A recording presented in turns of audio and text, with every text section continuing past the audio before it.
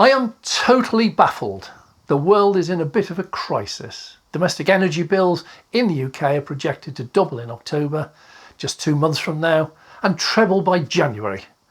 Our government is discussing what they should do because most people, hit by the rising food prices, rising petrol and diesel prices, food shortages, below inflation pay rises, already heavily in debt, probably won't be able to cope in the next 6 months. I'm totally baffled. What the hell have our politicians been doing for the last 12 months? Hi, I'm Dave. Welcome to World of Peace. Thank you for watching our video. 12 months you say, but hang on, Russia only assisted Ukraine in February. Nobody could have predicted that. Well, yeah, they could, some did, but things were already bad 12 months ago. In fact, a lot of this was totally predictable long before Brexit, long before COVID, many, many years ago. Brexit has gone horribly wrong, as predicted, but that's not new. Global supply chains have collapsed. That was nearly 2 years ago. Silicon chips have become as rare as rocking horse droppings. Again, not new. Did you try to buy a new graphics card 2 or 3 years ago and fail miserably? New cars have simply vanished from showrooms, but their numbers have been declining since a peak in 2016. That's 6 years ago. Supermarket prices were already rising long before Putin stuck his boot in, or more accurately, sent poor innocent young boots in on his behalf. His actions have merely accelerated matters and made them much worse. It was all going to happen anyway. So where's our government plan to get us out of this mess? Well, they're going to discuss it. They are just a bit busy at the moment, fighting over who should be the next leader. I'm an ex-Fleet Air Arm helicopter pilot and officer in Her Majesty's Royal Navy, now long since retired. But I remember well what we called contingency planning. Before every flight, no matter how short, we would gather for a briefing. Me as the pilot, my co-pilot navigator if I needed one, the ground crew and engineers who kept my helicopter flying, the meteorologist, the air traffic controller, and any others relevant to that particular flight.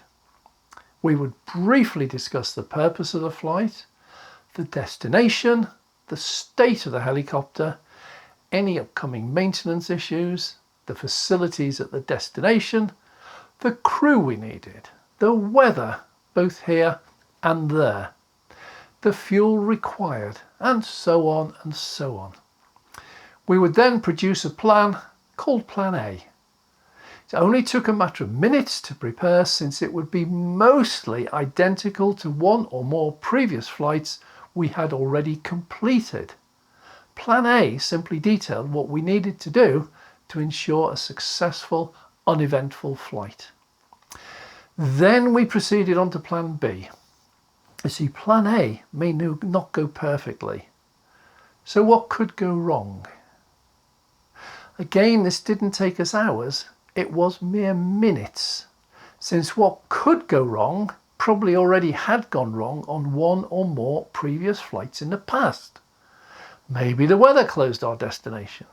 Maybe we developed a mechanical problem. Maybe we received an SOS from a sinking ship close to our route. Maybe a package would be waiting at our destination that required a diversion on the way back, which could then take the airframe beyond its operational hours limit.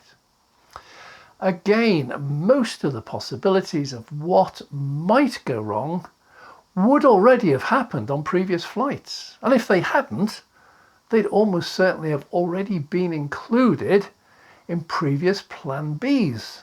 So again, it was no big effort, just a list of what ifs. Finally, we would proceed to Plan C, worst case scenario. This was actually the quickest to prepare since it very rarely changed. What if our ship that we flew from came under attack and we couldn't land back on it? What if war broke out? What if our ship was called away into action somewhere else while we were at our destination? How would we get back to it? What if aliens landed? And yes, we discussed that one seriously. So every time we took off, we were prepared, and the vast majority of flights proceeded according to plan A. Some did go wrong, and we skipped straight to plan B, already knowing exactly what to do. Luckily, while I was flying, I was never required to implement plan C, but we were ready, well, I suppose apart from the aliens. The successful flight of my helicopter or the voyage of the frigate or destroyer that I flew from were not matters of chance, but a series of simple plans to follow. And there was never any blame attached. If a plan went wrong, we switched to plan B. I must admit, much of my life since leaving the Royal Navy has also largely followed contingency plans. It makes my life easier. I still prepare contingency plans. Now, some are so simple, such as having 2 different bank current accounts and 2 different bank savings accounts, so that online banking crashes don't affect me at all. For flying abroad, I carry paper copies of flight boarding passes in case my iPhone crashes. I pre-plan our trip to visit family in Cornwall in case we hit traffic. When should we recharge the car? Yeah, I drive electric, so that we don't find ourselves stuck for hours in traffic, running out of charge, afraid to run the air conditioning or turn on the radio. Yet another is my shed. It holds several days' supply of fresh water in case our water is ever cut off. It also has 6 months' supply of dried and canned food, just in case supermarket shelves ever do run empty. Not one of these is rocket science. None of them require special expertise. They are simply common sense. Here's what we're going to do, but here's a list of alternatives if we can't and things go wrong. So what on earth do our government ministers do all day? Every winter there's a rush in our NHS. We run out of beds, medical staff hit by the flu, operations are cancelled, and it's stretched to breaking point. It never changes.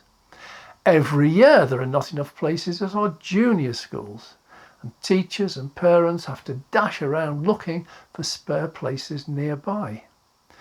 Every year when an old power station reaches the end of its life and closes down, we run short of energy. Every year when we have a hotter than normal summer, we have hosepipe bans and sometimes water rationing. Every year, thousands of illegal immigrants cross the English Channel in tiny, dangerous boats to seek asylum. Every year, more people find it impossible to register with an NHS dentist. For more than 20 years, we've been warned of a heavy goods vehicle driver shortage. For more than 10 years, we've had horrendous waiting lists for driving tests and passport. The list is actually really endless. Now, all of those are the direct responsibility of our government. Now, I know they will claim some are privatised industries, and yes, they are, but the government is still responsible for setting the standards to which they work. Not one of these issues has ever been resolved. Not one. Each year, each one is seemingly discovered by the relevant minister as if it were a fresh, brand new challenge, totally out of the blue, unexpected. Where are the government plans? Where is the pre-planning? Take a silly example, schools. How is it possible for us to run out of school places? Children don't just appear out of nowhere and demand a place. 95% of all children needing a place are actually born several years previously, and are usually born where they will require that school place. Most parents are settled before they begin a family. The other 5-10%, well, they'll move here from somewhere else. The education minister might claim that he never knew that we'd be flooded with Ukrainians, but every year we get flooded by someone from somewhere. People move out of an area, people move into an area. I suspect that the average number of places required would probably be remarkably stable and certainly totally predictable years in advance with a little bit of work and effort. How then do we always have a last-minute panic? So what do our ministers do all day, every day? And then factor in, this government has been in power for 12 years. Yeah, 12 years. Yet we're still desperately short of nurses. It takes 3 years to qualify as a nurse. If someone ever decided to try to tackle the issue, they could have simply added just an extra 1,000 student nurses a year, and we now have 9,000 or 10,000 additional trained and qualified nurses in our NHS. 12 years, yet we're still getting water rationing. It's not rocket science. So just what do our ministers actually do? Well, let's think of an example. If I were health minister, when the NHS boss arrives each year with his hand out, asking for this year's 150 billion, I'd be inclined to say, look, just hang on a minute, sit down. Before I hand this over, can I just ask, how's it going? Are there any problems? How's your manpower? Are we likely to have a rush this winter? And if so, what are your plans now to tackle it and stop it? Do you have enough beds? What's your waiting list? How long do ambulances queue to offload their patients? And what are you doing to reduce that time? I can tell you he won't be in and out in 2 minutes. Now that's assuming that our health minister has ever even met the NHS boss face to face. I suspect the transfer of 150 billion every year is probably fully automated. And the list of inactivity and incompetence is endless. Here's my favourite. It is sad but true. Many years ago, the then Defence Minister ordered 2 new aircraft carriers. Each had, amongst other things, a ski jump ramp for the Harrier jump jets we operated. A few years later, construction had finally begun. The same Defence Minister announced he was retiring the Harrier jump jets and would be upgrading to conventional, not vertical takeoff aircraft. All the work already completed on the carriers now had to be stopped while it was redesigned with a conventional catapult and landing deck, costing over £1 billion extra. Well, work eventually recommenced. Then, a year or 2 later, the Defence Minister announced that we would actually buy the American F-35 vertical takeoff and landing aircraft that needed, yeah, you've guessed it, the ski jump ramp. Stop work again, redesign again, rip out half the work again, then restart yet again. Another $1 billion or so gone. Do these ministers really work like this? Absolutely no pre-planning, tackling each and every problem like it was totally new, unconnected, even if it totally contradicts previous decisions they themselves made. How can they believe this is the right way to run a country? But it seems they do. Exists at all levels. When Russia invaded Ukraine in February, the UN and NATO both expressed shock, horror at such an unexpected act. They announced they would call an emergency meeting in 2 weeks' time. 2 weeks! 2 weeks! What were they doing that was more important than one nuclear-armed country ruled by a brutal dictator invading a neighbour right on Europe's doorstep? Can you in fact think of anything more important? If I'd been in charge, well, first I would have had contingency plans A, B and C ready to roll. And the first item on the list of plan A would have been an immediate recall of key personnel to start implementing the plan. Not 2 weeks, not next week, same day. Drop everything, get your arse over here now.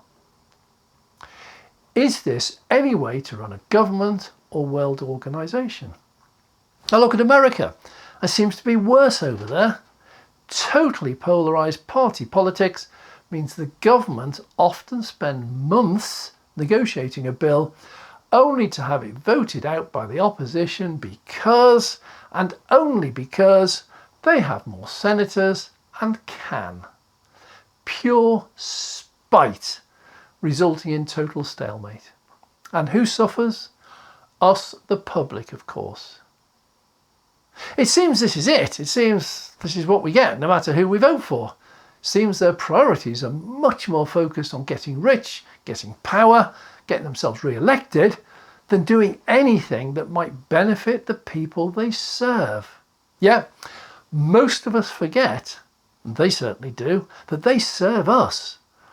They are supposed to represent our local wishes, desires and needs to the relevant central government and fight to get them adopted.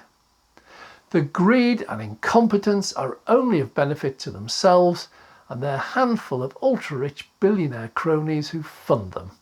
And that all at the expense of the people. World at peace? We seem to be heading for a showdown. Historians might like to remind them of the rampant corruption, power and greed that finally brought down the Roman Empire. A change is long time overdue. Take fresh water, which again hit the headlines just today. We should not need to worry about this or even think about it. But in 2021, reports show that there were over 325,000 emergency releases of raw sewage into our rivers, lakes and seas by our privatised water companies. That is nearly 1,000 each and every single day. Yet 2021, figures just show, was one of the sunniest, warmest years on record. Now, we did get intense flash flooding in February, briefly, and then in October, again intense but brief. So how could there be well over 1,000 emergency releases of raw sewage every single day? Well, I suspect it's probably because it's cheaper to release it untreated than to process it, meaning even more huge profits, bonuses and dividends for the fat cats, leading to bigger financial contributions to the tame politicians who look the other way and fail to act. Well, okay, calm down.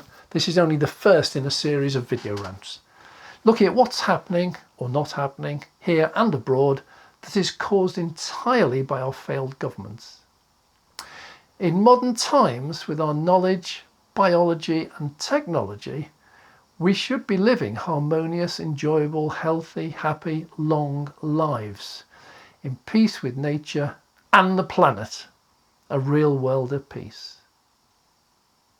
Well, I'm Dave and this is the World of Peace. Thanks for watching. I would love your comments. How are things with your government? What upsets you? What would you change?